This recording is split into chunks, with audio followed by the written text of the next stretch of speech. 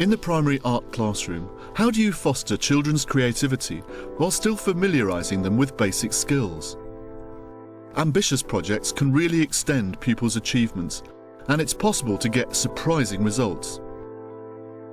Here, art coordinator Peter Sanders shows how abstract painting can be introduced without the pupils losing concentration and the class descending into chaos.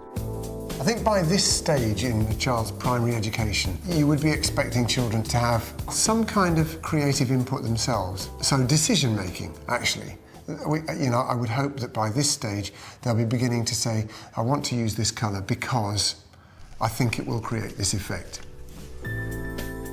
Peter's leading a Year 4 class today, using the theme of temperature to produce an abstract painting. For most of the pupils, English is their second language, and their teacher, Dawn Morpeth, has some concerns about the lesson. My main concern is the children's behaviour. They tend to get really excited and kind of go wild. They don't do it often enough, and so when the paints come out, they just go crazy. And the mess, clearing up afterwards, always ends up being the teacher who does it. I'd rather do collage or pencil work, but obviously painting is part of the curriculum, so I have to do it. I do like modern art. Taking the children to the National Portrait Gallery, the Tate Modern. And we're going to look at the cross-curricular theme of temperature, so trying to create a painting that shows the temperature. So that's going to be a bit of abstract art. I'm looking forward to working with Peter because he's an art expert, but I'm not really looking forward to the lesson, to be honest. No. I would say to anybody who's nervous about it, don't set yourselves boundaries that are unachievable. If you set up too many possibilities, you're going to end up with accidents and the feeling that you never ever want to do that again. It's limiting expectations and knowing that in the space of time that you've got, you're not going to be able to achieve masterpieces. Keep your objectives simple. What we're going to do today is some messy art.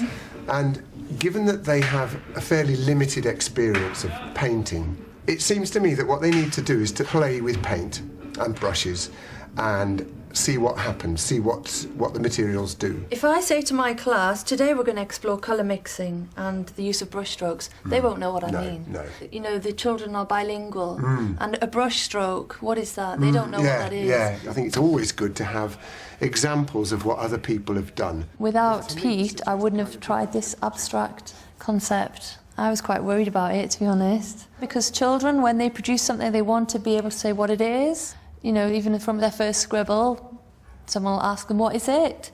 You know, that yellow stands out really clearly. Yeah. And I think part of it is just to show that you can represent an idea, something you feel, and showing a feeling in a painting is something that's, yeah, it is moving it on.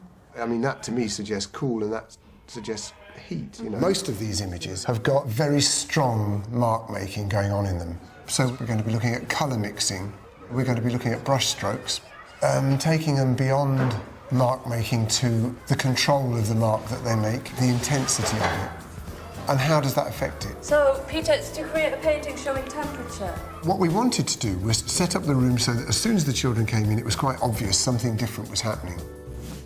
So a palette of paint set out in front of them should be absolutely pristine. Piles of stuff that is inviting, that you want to use. Kids love it. They see that pure colour and immediately want to use it. Powder paints are a much more controllable medium than poster colour. When they put poster paint in, they tend to use far too much in a squirt. It's very messy, it wastes a lot, and clearing up, it tends to be a lot messier. 2 water pots down, one for cleaning the brushes in, and then clean water if we need to wet the next paint that we're going to be using. This is good quality cartridge paper, about 100 grams, quite card-like.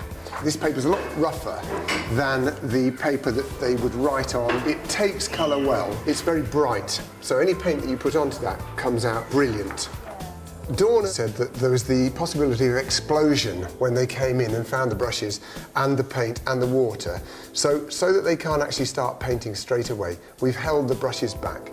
We're going to do a demonstration of how you might use the brushes. I think she's absolutely right. It could go badly wrong before we want it to.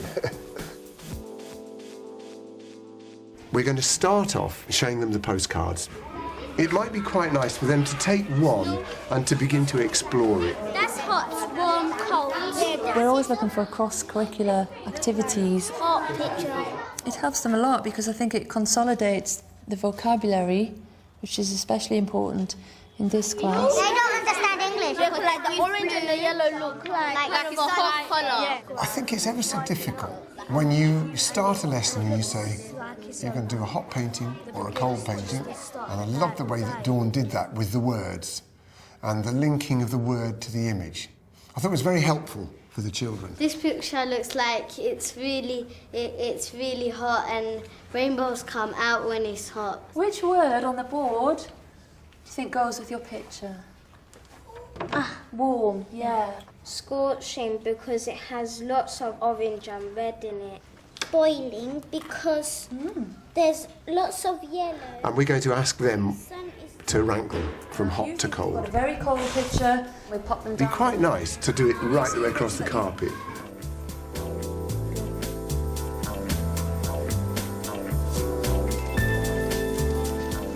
I just want to show you that painting with powder colours doesn't need to be at all messy. And an example of where mess is minimised is the way that we're going to teach them to mix their colours.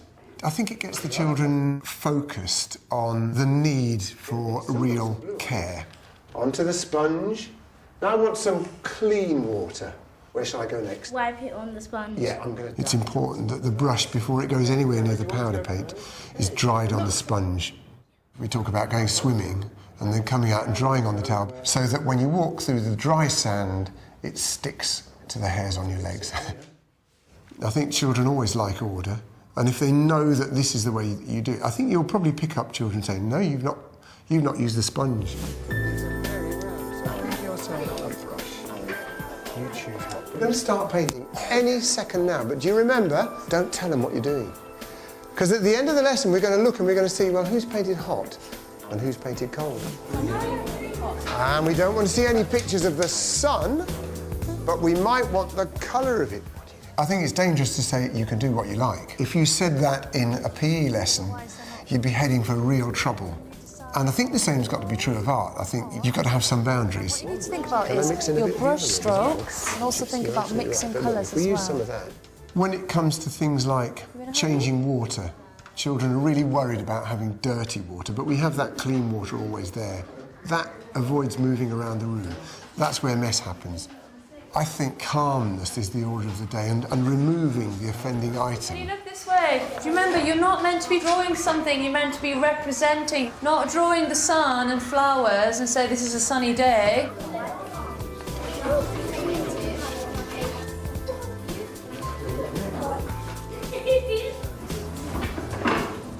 You do lots of shapes with the brush.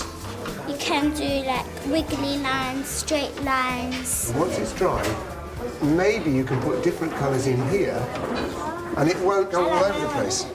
As I walk around the lesson, I think it's really important to move quickly and to keep on moving, just not to dwell on any one thing at one time. They remind me of like tropical colours. I think what you've got to do is to be really sensitive to what's going on with the children. There was a load going on about identity. In Turkey, the clouds turn like pinky when there's been... That's like sunset. Yeah. Children saying, where I come from. And I would suspect that they don't get very many opportunities to explore that. It's in Africa as well. You could even start the lesson, where I come from. So what are the colours, where I come from? Like a very musical country and everything. They do. That is a very musical painting. It looks like there's lots of musical notes on that. That's a Nigerian hot day. The little boy from Somalia, something really strong was going on there. I think it'd be really great to look at that and say, what's that blue?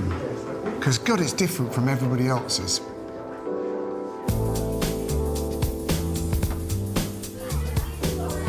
I think that every lesson is a surprise, especially if you're working on an abstract notion like this. I see something happening and I think that's what we ought to do next.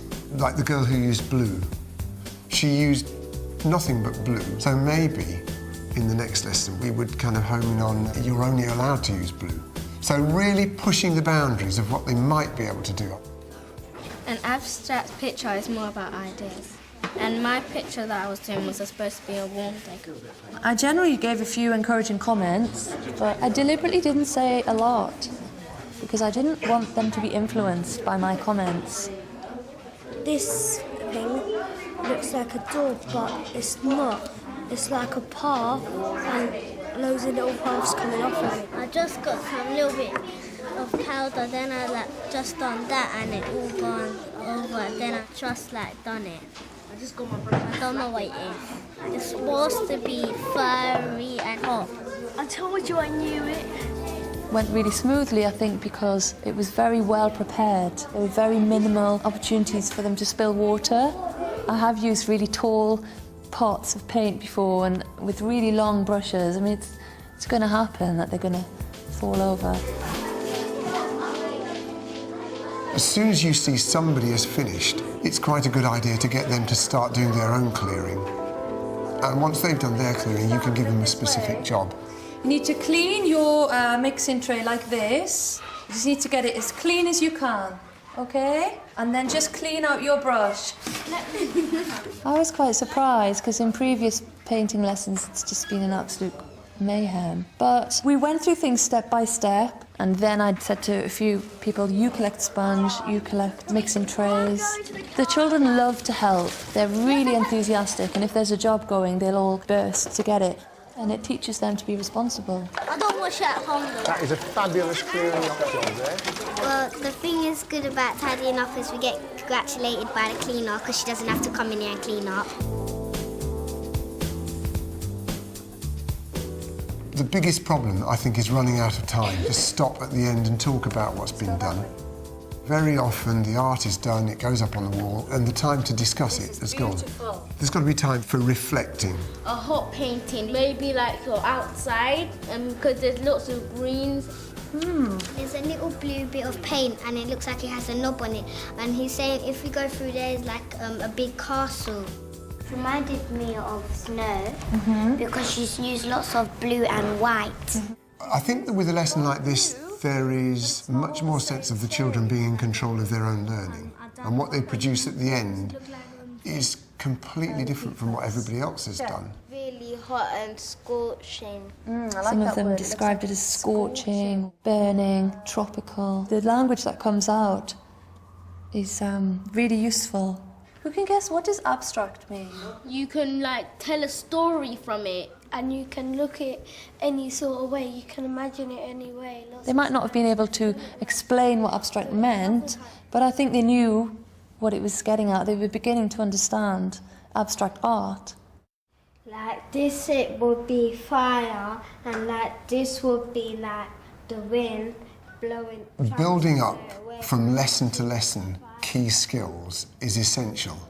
So a lesson should be spent on mixing paint thinly and thickly, just seeing how brushes work. First I learned how to mix colours. It's like with writing. They don't do joined-up writing when they've only just learned letters. And I learned how to use the brush. Much happy about taking an art lesson, and I think I would take on board the level of planning that we did for the preparation and the clearing up. If you're on the right track, you know what to do, and nothing can be messy. I learned how to paint showing the temperature.